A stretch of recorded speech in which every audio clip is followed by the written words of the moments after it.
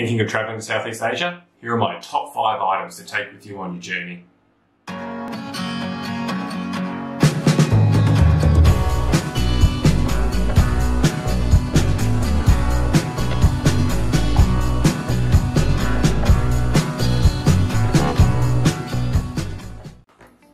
Let's jump straight into it with item number 1, a water bottle.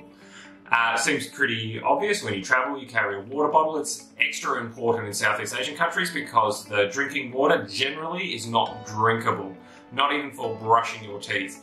So take a water bottle. You can buy water bottles over there, however, there is a lot of rubbish and you go through a lot of water bottles. So being able to reuse a water bottle is a really good thing.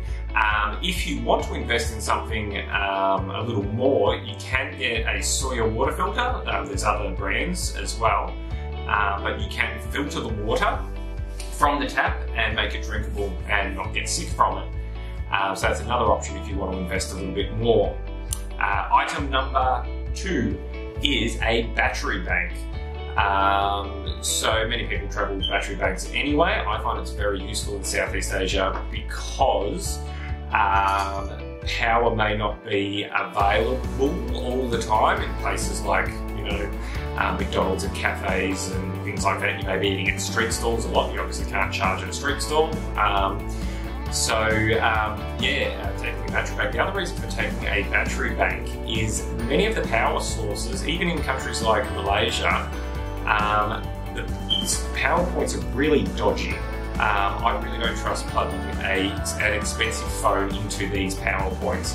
I don't want my phone fried, so plugging it into a battery bank first, at least they'll fry the $30 battery bank rather than your $1,500 phone.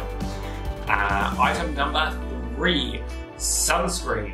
I found in many Asian countries sunscreen just isn't available.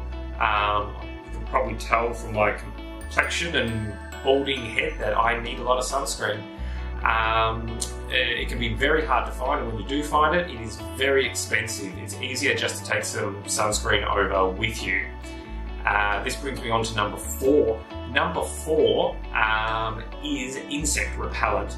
So in many Southeast Asian countries, there are mosquito-borne diseases like malaria, dengue, Japanese encephalitis. And the easiest way to protect yourself from these, you can get vaccinated for things like Japanese encephalitis. Malaria and dengue, I don't think you can be vaccinated for. So just taking insect repellent, it opens up many options, going bushwalking and things like that. If you're in the city and you stay in city areas, it's probably not going to be a problem. But it's always good to take some anyway. And it's certainly much cheaper buying it at home rather than taking it over there. And this brings me on to my 5th item to take over there. It's not really an item, this is an app, Google Translate. So you will notice that most of these Asian countries do speak English. How well is a different matter. Once you get out of the major cities and out of the major tourist spots, you will find that many people's English is quite limited. Especially when trying to describe complex situations or have conversations more than just where is my hotel or I need a taxi or something like that.